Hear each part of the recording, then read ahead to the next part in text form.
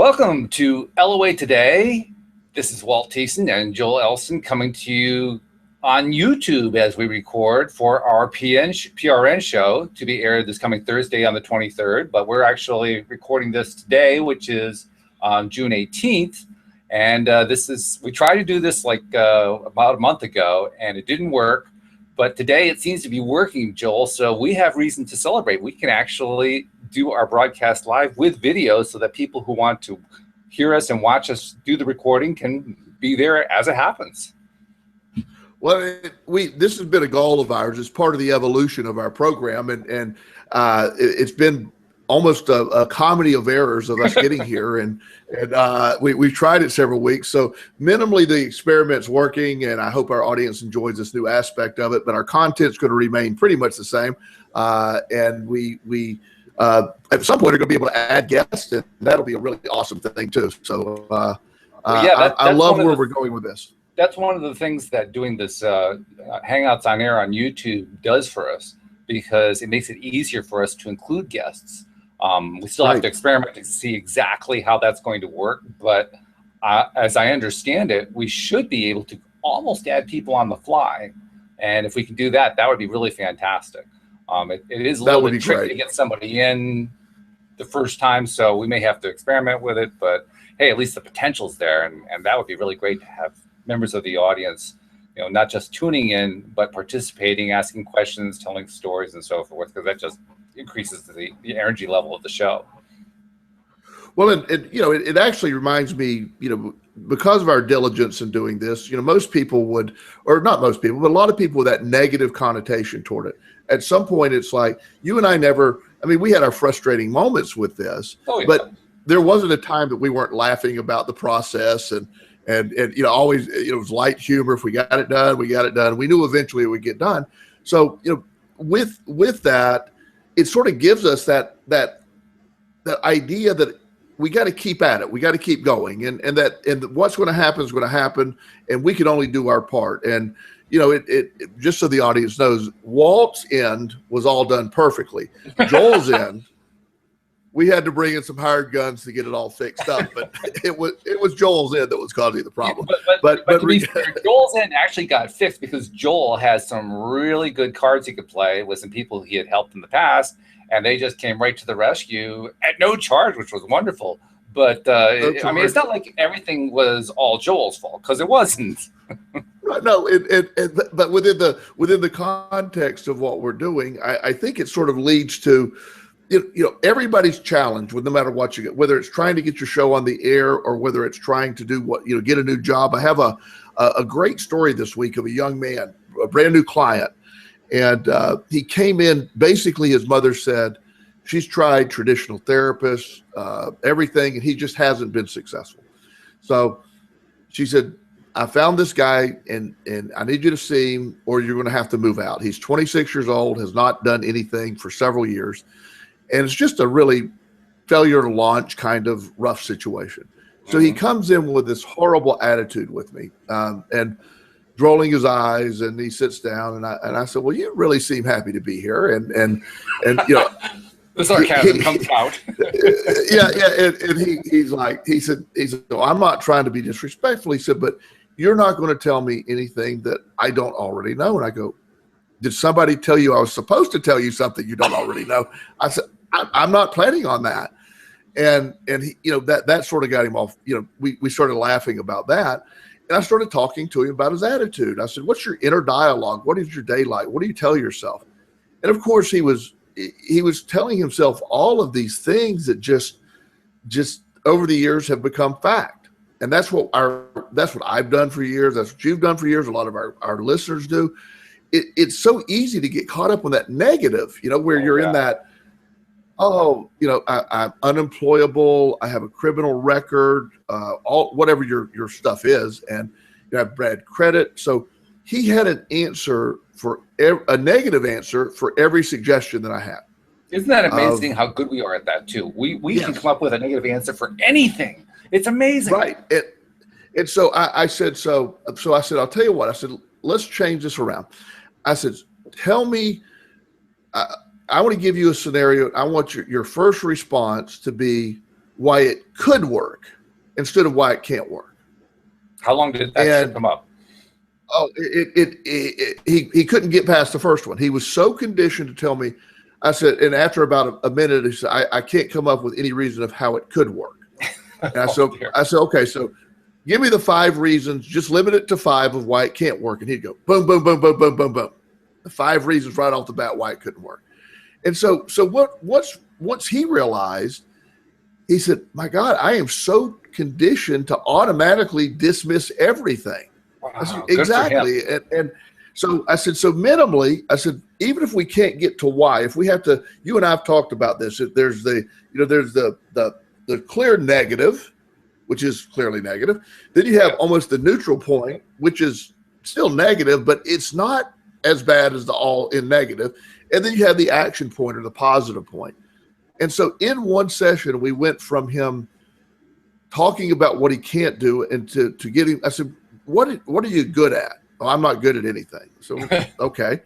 I said, what do you like to do? And he started listing a couple of things. I said, what jobs have you done? And he went to he named like 3 or 4 jobs. And one of the ones he really liked, he said, I worked at a hotel, and he said, I was a bellman at a hotel in New York. Well, in Richmond, there's not many bellman jobs at hotels. It's just not that many type of hotels here. I said, but what experience did that bring you? And he says, well, the good news about a bellman is they do a little of everything, so I'm able to build on that. And I said, okay, so you basically went from being able to do nothing to a little bit of everything. He thought, well, yeah, I never looked at it that way. And so on a resume, what can we start doing? So we changed his perspective of I can do nothing to coming up with a list of about 15 things he could do and has done and enjoy doing. That must have been an amazing experience just to actually do that. I mean, from his point of view, because he'd been on this negative track for so long, to actually hear himself talking about positives must have been amazing. Right. And that becomes the perspective that I once we transfer that perspective. Now, this was just the first session, and we only met for about an hour. So that first session of the hour, we're able to say, wow, this is pretty impressive that you can change that. And he said, but my situation hasn't changed. And I said, your situation is totally different when you walked in the room. The situation now is you now are aware of 15 things you're capable of doing and what jobs can match that. So he left feeling very, very positive. We're supposed to meet again next week.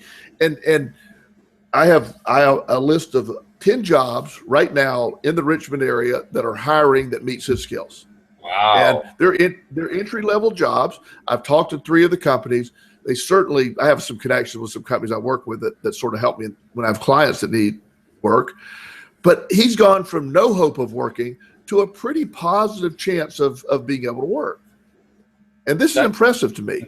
It's very impressive to me too. It's impressive to anybody hearing the story. And if you've been through something like that, and I actually have, I've been through that experience about the same age he was at. I wasn't without work for probably as long as he was, but there was a time in my life where I had the same issue he had, the inability to identify positives in my own life. And exactly. when you're in that place, that's a really bad place to be in, but it's also a tough place to break out of. So when you walked through all that stuff with him and helped him to formulate 15, I think you said 15 different things that were positive, that is an eye-opening experience in a major way. It has such a different feel from what the rest of your life up until that point has been, that it's striking. It really captures you. And that piece, Walt, is so important. When we get our audience to understand the action, every time we talk about the thought, the thought we have will lead to the actions that we need to take place. And that combination is really living in that moment of what we can do, what we're able to accomplish. And he went from no skills to I have 15 skills that he did. And being a bellman at a fancy hotel in New York City is pretty intense. I mean, he's always going. You have a lot of strong personalities. You have to, I pointed out, I said, you've dealt with all different types of people, very strong-willed people, very demanding people, and you know how to deal with them. and you can't let anybody run over you, but you got to be nice at the same time. So once we were done with that session, his mom actually called me, and while I can't talk to her about anything we talked about, she said, I don't know what you did, but at least he has a whole new outlook and is very excited about your next meeting. And she actually asked if we can start meeting 2 times a week. And I said, well, that'll be up to him if he wants to do that, but I'd be glad to. That could speed up the process. But his demeanor change truly was amazing. And that's the stuff that when we get to see this works, one of the things, the pieces that's been missing from our radio show that we keep talking about of adding that other person. When you have somebody come in, you and I are big believers in this. So people hear us every week talk about the same thing and about other people, but to see a third person come in and literally start saying, wow, I can do this. It's amazing to see it happen. It really is. That's big. And we should actually take this moment to tell people, if you are interested in being a part of the show or even part of a single segment of the show, we'd love to have you. Just get in touch by email. My email is walt@loatoday.net. Joel's is, predictably, joel@loatoday.net. Just send us a note, and we'll set it up and get you on here. And even if it's only for 5 or 10 minutes, we can hear your story or hear what it is you want help with. And like you say, Joel, it changes the whole dynamic when you have that third energy on the program. Well, and that's what we're shooting for. With the eventual the progression of this program will eventually be where that's what we do. And so we're looking forward to it too. This is the exciting part. This is what we're really driving at. I mean, you and I love the law of attraction topic and the positivity and so forth, and our audience sure is inspired by it and enjoys it and gets something from it. But for us, the really big thing is, getting other people involved and helping them and helping more and more people get into this positive space, because it's such a better place to be than the other one. Well, and I'm shocked at the people that, for a long time when I started doing this, I was almost reluctant to explain this to people because, I'm like, oh, they're going to roll their eyes at me, or they're going to think, I very seldom get people that don't at least accept some level of this. Mm-hmm. And a lot of times I said, well, if one of my great lines that I heard somebody ever tell me was, well, positive thinking just doesn't work. And I go, well, negative thinking does, right? And he was like, well, yeah. I said, you're really negative right now. And you're certainly attracting negative stuff. He goes, well, none of that is my fault. And he said, I didn't get laid off, or I had nothing to do with me getting laid off. The company shut down and all these things. I said, well, you're worried about defining fault. I said, what action have you taken since then? You're still a victim of being laid off 2 years ago. That company's shut down and closed and there's nobody left. So, but you're still a victim of that. And the idea of changing your mindset and once you can walk somebody through and see where their negative thinking has just invaded every aspect and hopefully can start changing toward the positive. One of the things I do I do a lot of nutritional coaching as well. And I don't make people make drastic changes in their nutritional stuff in the beginning. If I start with the real simple things, if you're smoking, we got to stop smoking. There's really nothing worse you can be doing for your life than smoking. If you're drinking sodas, let's reduce the number of sodas and drink more water. So I take baby steps. I don't go from McDonald's every meal to all vegan. That doesn't work. Nobody's making that leap, but you'll be surprised at the people that go from all McDonald's processed food to all organic grass-fed meat kind of eating in a very short period of time. Mm-hmm. They're almost through a step process. One of the first things that happens when somebody goes through all that, one of the first things that happens is they realize, my God, the food tastes so much better. Why is that? Yes. Well, McDonald's the other day, and I hope they sue us. That gets a lot of media attention. Using a positive perspective of that, right? McDonald's I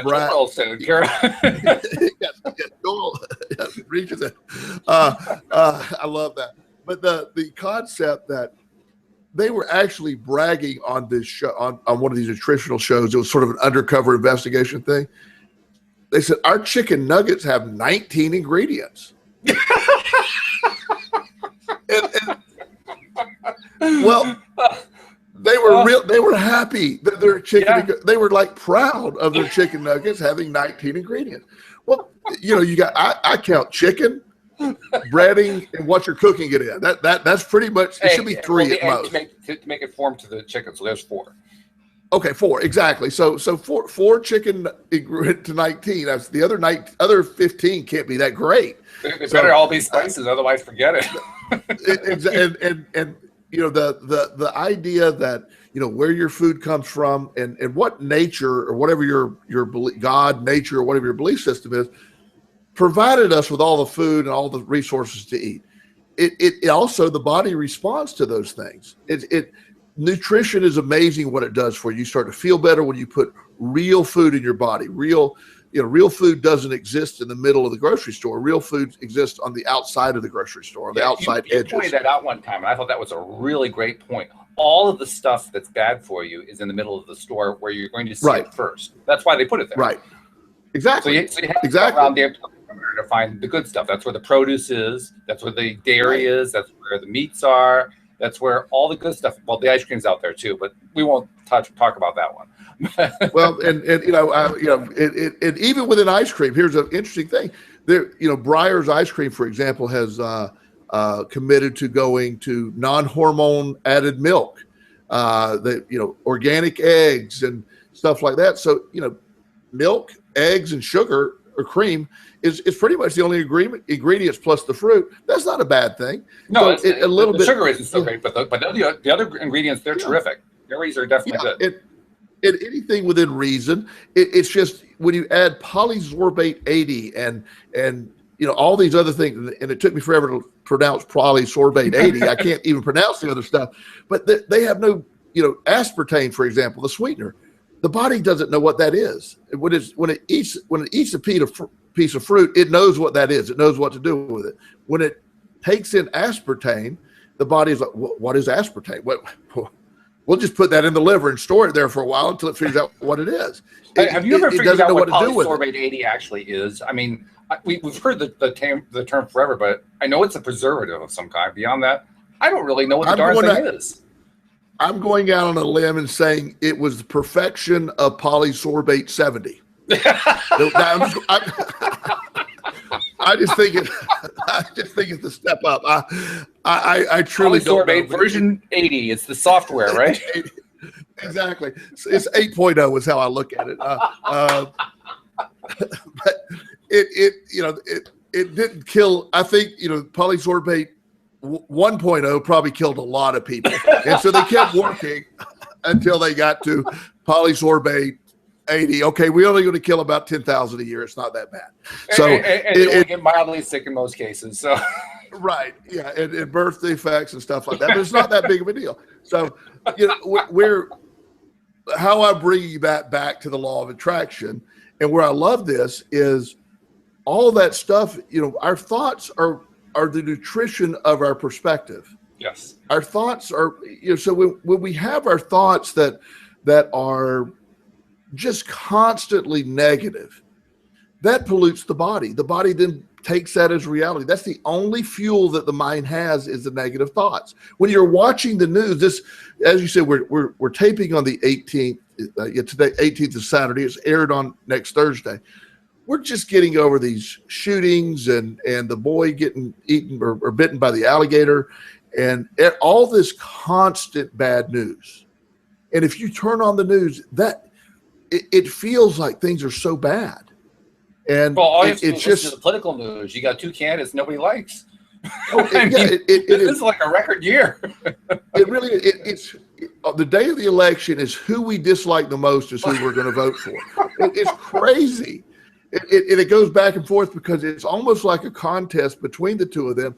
Who could say the stupidest thing?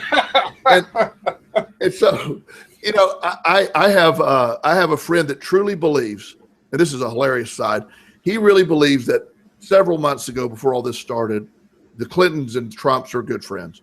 that Trump, they were probably at a dinner party having a few drinks, and Trump said, what if I ran for president and I just went out and said the most ridiculous, silly things I could say, just the craziest things.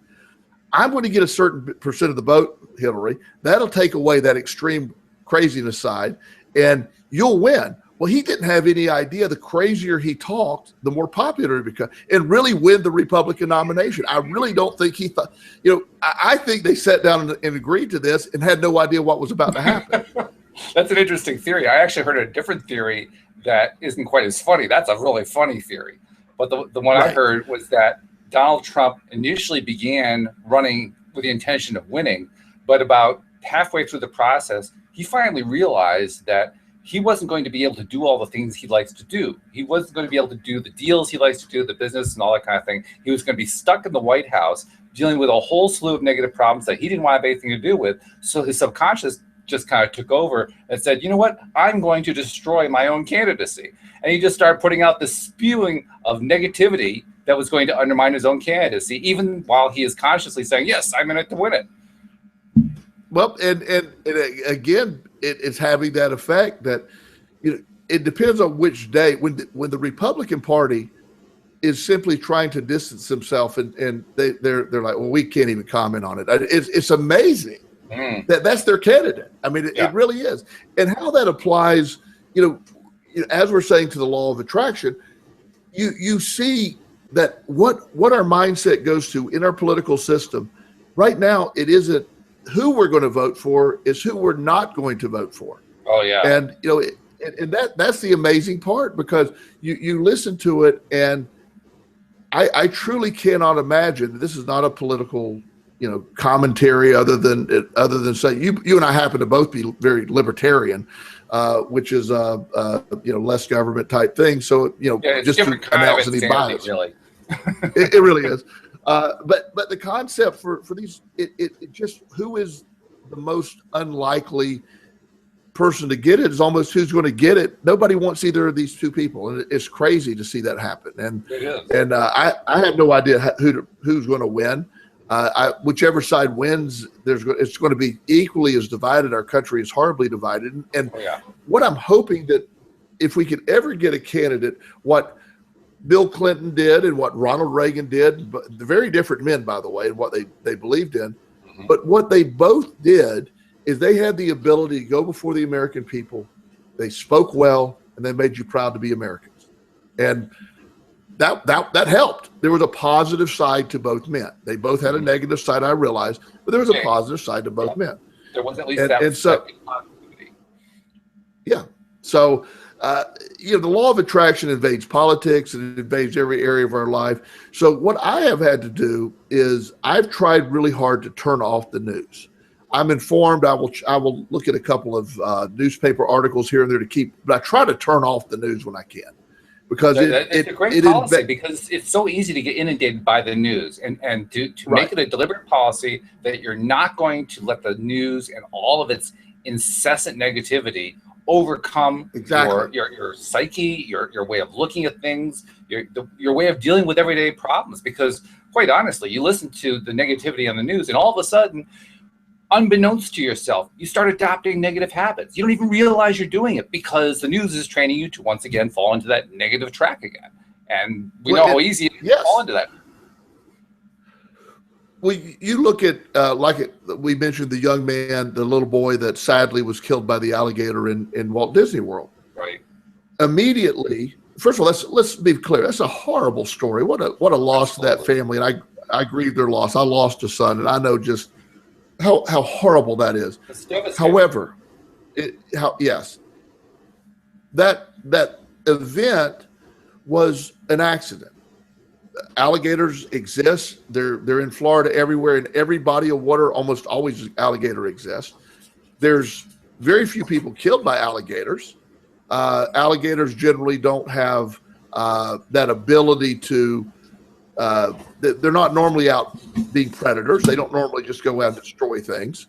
They're very, he probably thought it was a small animal and ended up with this boy, and unfortunately the boy died. The point is, immediately you had everybody blaming the parents, everybody blaming Walt Disney World, everybody blaming, instead of just it was a horrible accident, and let's mourn the boy and let's move on. In the gunman type thing, the news immediately went to, well, this is a Islamic terrorist. This is a gay bashing. Oh, it's both. It's this, that, and the other. There's 49 people that are dead from that. Let's take a deep breath. We'll see where all this comes from. Let's mourn those that have lost their lives, and let's try not to focus on it, because after watching the news next week, I'm automatically you think, okay, I need to go get 15 guns. I need to lock myself in the house. Put fence around my yard from alligators. I need to do all that, and it's just it's not reasonable thinking when more people will die in the state of Florida this year by lightning strikes than alligator deaths. And I don't know what we do with those lightning strikes. Do we outlaw those, or I don't understand. Let's put some laws against lightning strikes. I suppose it means we have to put up more lightning rods to attract the lightning and keep it from hitting us. I guess, I don't know. Yeah. So so within that, our nation, our way of thinking has truly created this world of negative thinking. It is put to you every day negatively. And we should put this into a perspective, I think, at this point, because your point is dead on. You are absolutely right. The thing that the whole scenario that we've just laid out overlooks is that most of what happens in life is actually really good. But we get so focused. News focuses us on the negativity so strongly that we actually get to the point where we think that's all there is. That's what our subconscious thinks. That's what our conscious minds often think. And as a result, we start to make new decisions in our personal lives that are directly impacted by the idea all there is negativity, threat, insecurity, all the things that we want to fear. That is such and that's that next page piece of we understand there is so much positive going on. Yes. One of the things that I pointed out, and you have to be careful pointing these out because people get offended really easily nowadays, but the day after those 49 people were killed, blood donations around in Orlando and around the United States was at an all-time high. Right. It's amazing what happened the next several days. I mean, I gave blood last week. A lot of people went out and they gave blood. I can't do anything to help the victims, but I can give blood. Some of the Virginia blood was taken down to Florida when they needed it. But the point is, we could go do these things. A lot of people gave blood last week.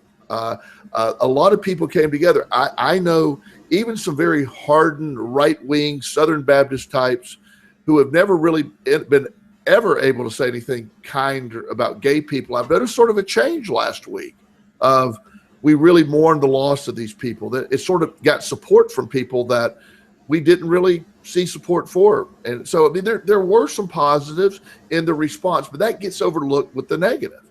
And, whose fault is this? And why didn't the FBI know this? And why didn't, all the valid points, and we can have all those debates at some point, but that clear negative thinking, when you look at the positive and we look at all that could come out of this, I had mentioned several weeks ago about this young man that was, it's a very negative start to the story, that, is a 6-year-old boy that was killed in South Florida. And it was a horrible event. And the mom and dad were devastated. He was kidnapped and the little boy was decapitated. And it was a nasty event.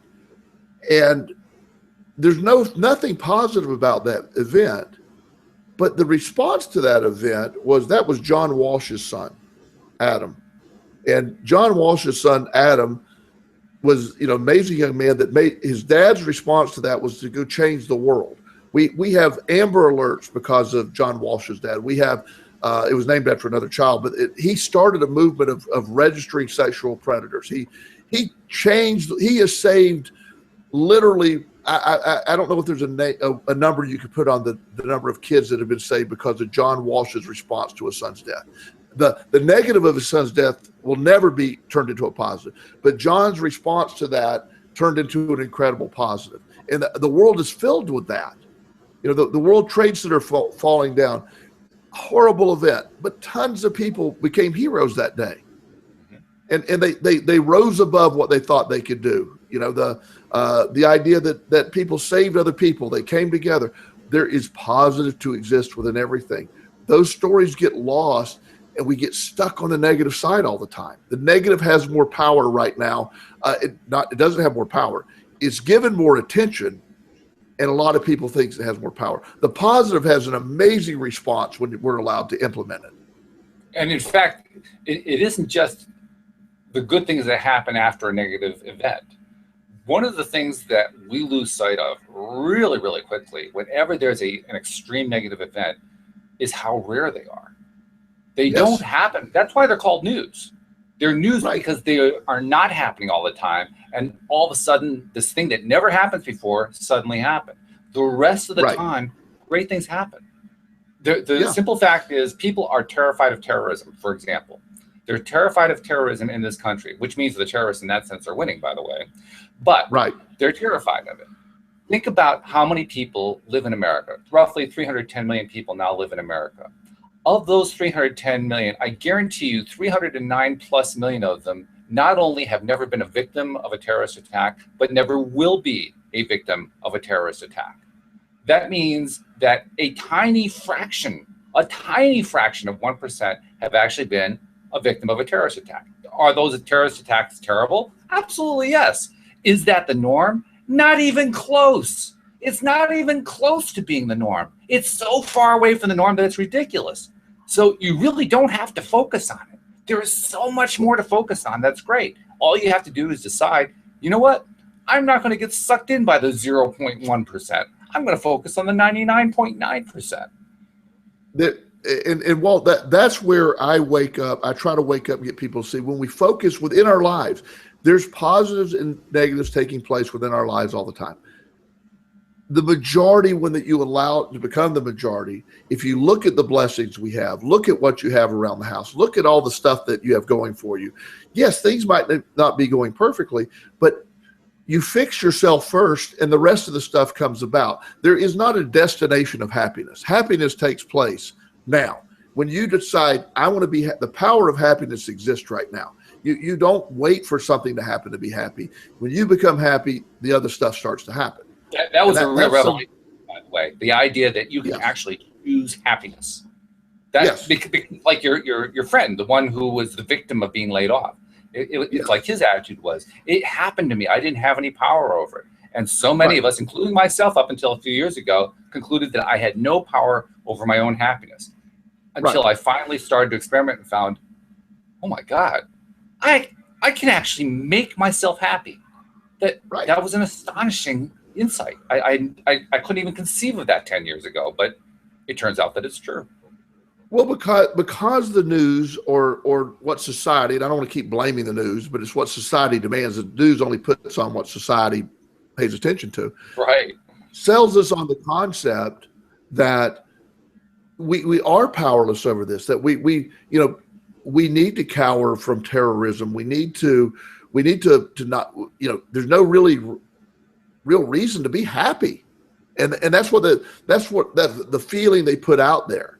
And the concept that there are more people that will die in 2 days of opiate overdose right now in America than were killed in these terrorist attacks.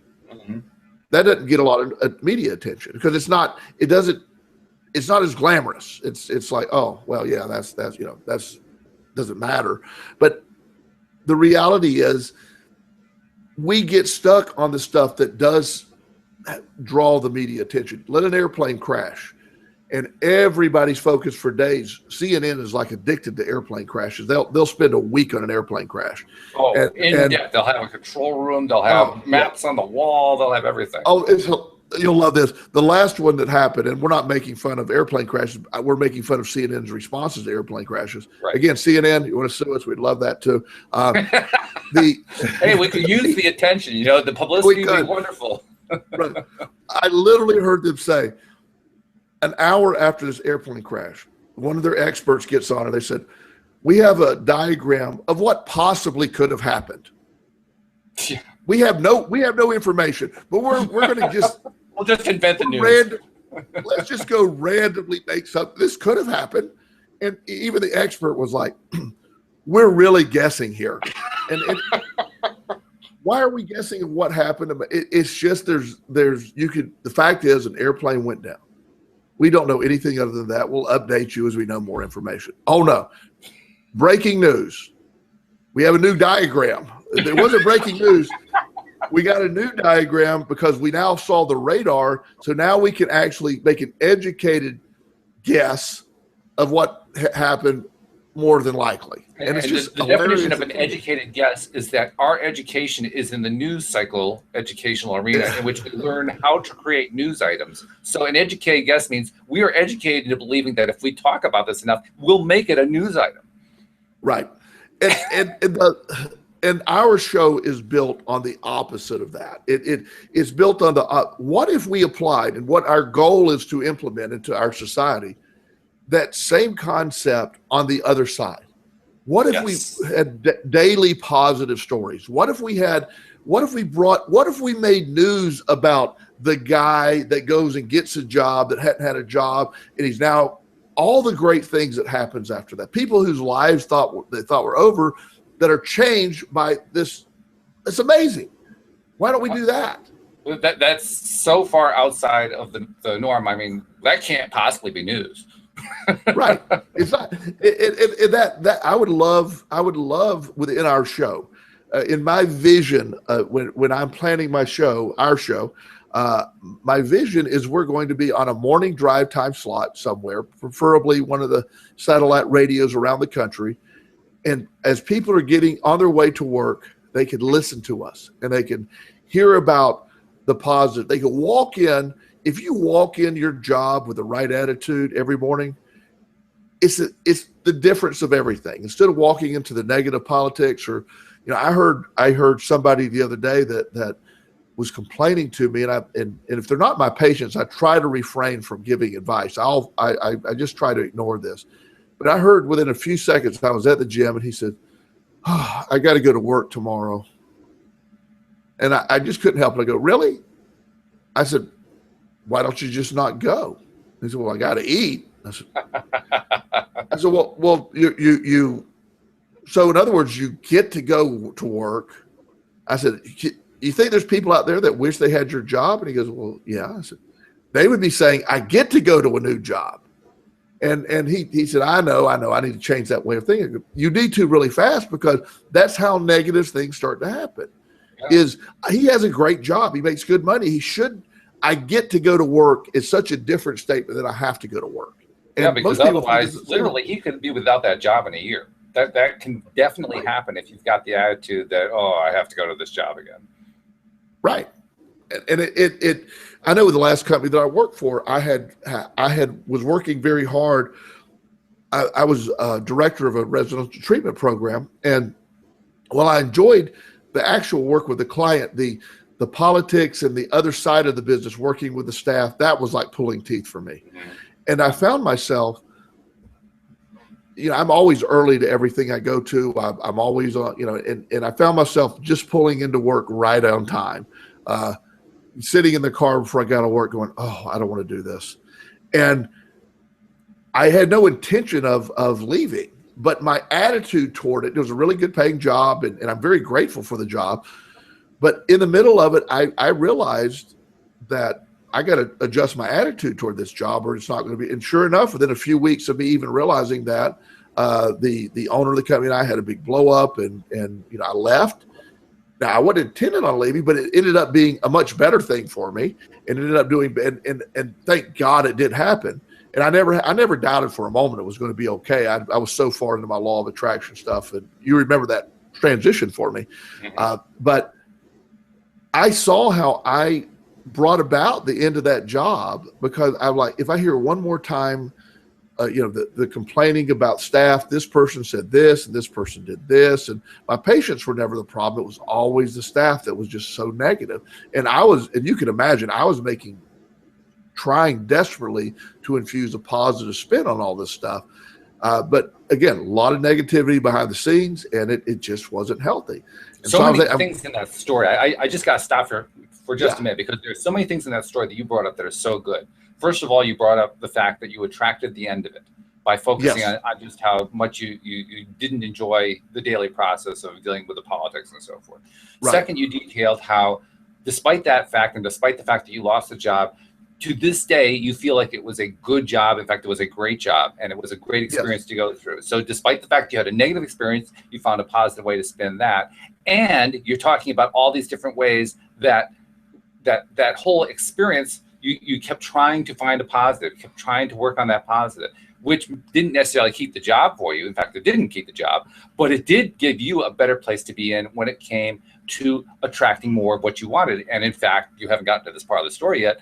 It got you into a much better situation because you did all three of those things. Right. And I recapping sort of what you said, my perspective of the job, even when I lost it, I was very angry at that moment. As you can imagine, I thought I was, I can't believe this is happening without any. I was with the company for 5 years. I was director, and it just happened literally within a 2-minute period. However, without that job, I would not have made the connections that I made. I have made incredible connections that are people are my colleagues now. I get probably 50% of my referrals are from people that I actually worked with at that facility. Wow. The training that facility allowed me to go get was amazing. They did a lot for me, and I even told the owner. And we have since become. We've certainly talked several times, and I've done told him how thankful I was and how grateful I was for that time, and I made it clear I'm not looking to come back, but I am so grateful for the experience, and I mean that sincerely, because I wouldn't be where I was at today if it wasn't for that stepping stone. It was just time to move on from that, and when I left, I literally didn't have, I and take a little time out here. I left on the Sunday. I quit / was fired, or whatever term it was. I actually resigned as he was firing me, kind of thing on the phone. So it doesn't really matter. He was going to fire me if I didn't resign. And that following Thursday, I was scheduled to be on a vacation anyway, to go down to Florida. And as you know, my bench, where I make all my decisions and what my book is based on, The Bench by Joel Elston, I was already scheduled to be down there. And so that timing of that was awesome. And the good news is I never doubted for a moment that the next step was going to be even better than the last step. And that piece was really amazing. And I didn't have, when I left to go to Florida, I didn't have an office. My plan was to go into private practice. While I was in Florida, I got several calls. My good friend, a doctor, who said, "We have a space in my building. We want you to fill it. I'll refer to you." Within 3 weeks, tried to take off a month, but I couldn't take off a month. That people, the calls were coming in. I was seeing 17 clients in 3 weeks after I left my other job. Wow, which is amazing. That's astonishing. It shouldn't happen that way. I was prepared to go a year before. I was seeing it, and within, more precisely, it shouldn't happen that way if you followed the same kind of behavior patterns most people follow, but you didn't, and that's what made the difference. And that's my perspective toward it. Was I knew this was going to come along, and I was having people call say, "I heard you left this company. Can you do private counseling with me now?" And I wasn't allowed to do that while I was still with the company. I said, "Of course." So I developed this, and it was amazing. So I was grateful for having been there. I was grateful for what that company had given me. I was grateful that this is an amazing transformation that I wanted to happen anyway, but I was not going to press the button on my own. I wasn't, because I was loyal to that company, and I never thought about resigning until all that, until that event happened. It was something that was really, really a great experience. I thought I was going to be with them for years. But now that I always wanted to be in private practice, then the next step, Walt, was I had been working on my book, The Bench, for years up to that point. For years, I've been working on that book. And now I had the opportunity to actually finish it.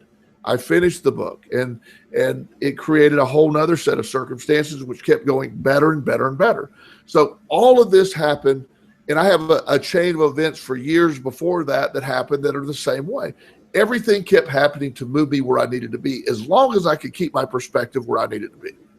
And I often tell people that you're not going to just go through this and do it perfectly. But the piece that I was actually shocked by on a Sunday night, after I realized, okay, I don't have a job. That when I left the other company, I don't have a job. I was going to get up for the first time on a Monday morning for I don't know how many years and really have nowhere to be. That was a weird feeling, but it wasn't a bad feeling. And I will say, because of my positive perspective and doing what I've been able to do, I wasn't, blessed to be in a financial position that if I didn't work for a year, it didn't even matter. I mean, I'd have been fine. So that takes, again, I will admit that takes a lot of pressure off. Oh, but absolutely. I had that. Yeah. But I had that cushion because of how I viewed things. So it all came together. And, my next step is I do public speaking and I do a lot of motivational stuff, and I pick up and while I'm very pleased with my practice, I'm working on my second book. I'm also getting more and more speaking engagements. I do believe this radio show in the future will be a big factor in my life. I really do. I envision that. And with that, I think it's fair to say it's already a big factor in our life. That's because a great both point, of us, buddy. you've talked about how much impact it has just doing the show, even without it having lifts us up every week. Exactly. Yeah. But I think you're talking about it going to the next level, which I think is going to happen pretty soon myself. And when that happens, that's going to be unbelievable. I don't think we can even imagine totally what it's going to be like, but it's going to be terrific. But and one of the things that I want you to, what I want our audience to know is, by taking this message, I'll see anywhere from 30 to 40 patients a week right now, and that's great. I'm glad I'm able to help. Yeah. But when we get it to the radio audience, when you can literally affect millions of people in a positive way, that energy comes together. It comes together and it feeds back on you. Yes. And what a powerful thing this will be. So I eventually see weekend seminars attached to our radio show. I see bringing other law of attraction people into seminars and creating, I have a vision of all that, and I see that is where this is going to go. And you're saying, well, what does that matter? Your vision? That's how we do it. The law of attraction builds on what we're thinking, what we're feeling. And, I've seen it work in my life. I've seen it work in everybody's life that has really applied it. And as we move forward, you need to have a vision. I want our audience to really start having a vision of what's happening. I want to see that. What do I want? What do I really want? Quit thinking of what you don't want to happen and start looking at what you do want to happen. And it will be, the universe will fill the void.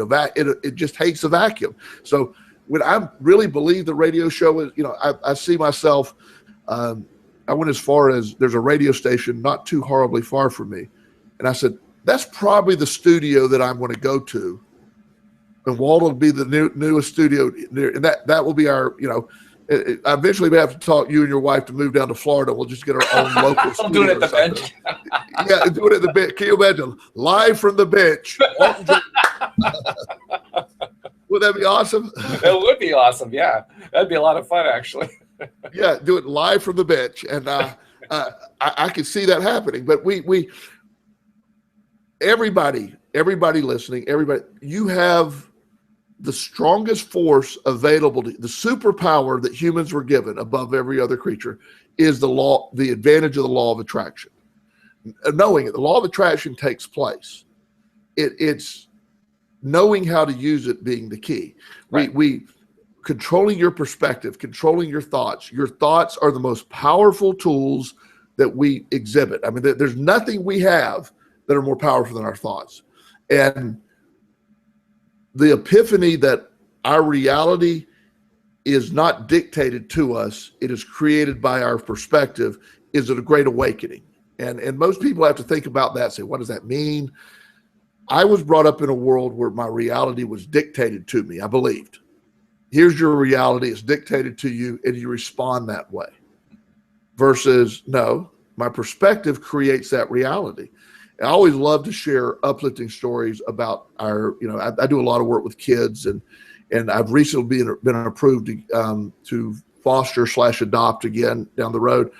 And I'm in the process of they're sort of presenting situations to me, and because of my experience, I get presented every situation. It's like, okay, let's I can't take 18 children. So they're wanting me to. They're like, Joel can handle that. I go, no, Joel doesn't need that. There are limits to what Joel can do. Yes. Right. But what I do every week is I still offer a couple of sessions to foster care kids or kids that are. I keep using foster care kids because they're often the most overlooked and stuck in the system. And I had another epiphany this week I had a child that had another epiphany this week. And this is a 14-year-old girl who had been through horrors in her home with her stepdad, and she'd been taken into foster care, and she'd gotten into trouble. And so I met with her, and because of the way society is, I'm very careful. I'm careful, always careful when I'm around children. You don't put yourself in any position for problems, of course, but especially when I'm around a female, just in today's society. So I will not meet with her unless there's a caseworker until I'm very comfortable with her and making sure that, and that was not on her. It's just the way society is today, and protecting myself. Right. And so the caseworker was sitting with her, and we were talking, and both the caseworker was sort of a drive-by casualty of the law of attraction in a sense, because at first she was just sort of there to observe. Right. But I noticed about halfway through, she's involved in the process now. And she's like, cool. Oh my God. Yeah. So my goal for a long time has been to, educate foster care workers, social workers, addiction workers of what you and I have been talking about for so long. And so this young lady, as she told me her story, and it's a horrible story, and I won't share it because it's just not really, it's just disgusting. However, I said, so all of this has happened, and are you defined by that? So this is you. And she goes, well, obviously nobody wants me. I'm too old to be adopted. I'm too old for this. I'm too old for that. And I said, you're 14. I said, your situation is, you've been told all these things. I said, but the reality of your situation is you are in so much more control than you realize. And we started walking through that idea that she gets to label all this stuff. And she said, I have that power within me. And I said, of course. I said, look at your situation. What you've been told all these things. And I said, your caseworker's here. I said, I'm not trying to throw her under the bus, but she's been told all these things about you. And so everybody just assumed all these things about you, but you get to choose if they're true or not. I can't help what other people have done to you, but you can help what you're doing to yourself and your perspective. So the caseworker is now about 3/4 of the way through is now taking notes. She's over here taking notes. And saying, that's fantastic. Yeah. So the young lady's like, well, what do I have to do? And I said, instantly, right now, at this moment, you can choose your perspective. Who are you? And she said, well, I said, how are your grades? And she said, well, they're terrible. And I said, why? And she said, well, I skip school all the time. I said, are you a bad student? And she says, well, yeah. I said, so you can choose to be a good student. I said, education is the quickest way out of a situation. I'm not saying you have to have an education, but in your situation, this deck stacked against you. I said, but here's the advantages you have. You're in foster care. The state will pay for your college. There's all kinds of stuff. And I said, if you need me to be your advocate, trust me, we'll get you all kinds of stuff and all kinds of support. Why don't you plan on going to being a doctor and changing the world? You're very smart. Why don't you do all this stuff? She's like, but I can't. I said, why? Well, because I've messed up. I said, nobody cares about that. I said, in fact, we'll turn that into a credential. We'll turn that into, you know how many people will listen to you to say, I pulled myself out of foster care and became a doctor? I said, you're talking about front page of people would love that story. Absolutely. Front page news. Hey, we want to have her on the show. I told the foster care worker, I said, I got to get these kids on the show. I mean, we'll be nationwide radio real quick if I can get these kids. If I can get Bob on the show, if you remember Bob, Bob will have us. He'll have to be our third host, actually. Hey, so, really? Yeah. Yeah. Talk about a third energy. Wow. Yeah. So the power within that session is where all three of us left that session feeling better. She felt that the caseworker said, if you were in charge of social services, we'd have an entirely different world. I said, but you could be in charge of social service. Why can't you do that? And she said, I can. And so, but so she sat through this whole thing, and she's just like anybody else. She's got to learn to take that control. Right. And I said, it was one of those events where two people were sitting there. The reason that you and I stick with it every week, first of all, as we said, if nobody's listening, this is great for Walt and Joel. We enjoy this. This is fun. Absolutely. I've never leave one of these shows when I don't feel better. But that's just two people hearing this. Imagine the power of hundreds of thousands of millions of people eventually feel this way. Talk about changing our world and changing everything. That's where it takes place.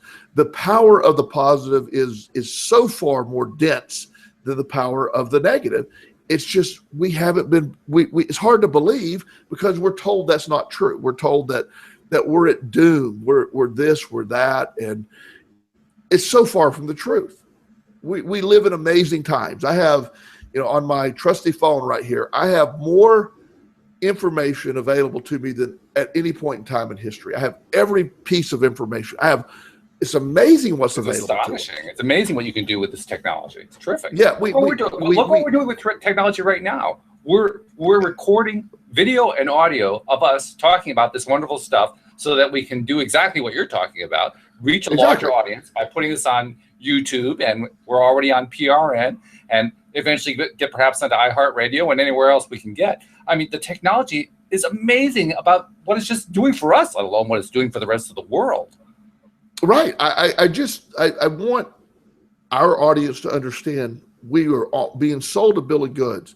There is no better time to be alive than this moment. There's no better time because this is the only moment to really exist. Yesterday's over. Tomorrow's not promised to us. Right now is the only relevant moment, and let's live like it. It's a great time. It's not just. It's not like okay. It's not like no. It's great. It could be better. This is great. This is a great time. Yeah, you can focus on our government's doing that. Forget the government. How you're feeling, how you're doing right now. What we have. The information we're available downstairs.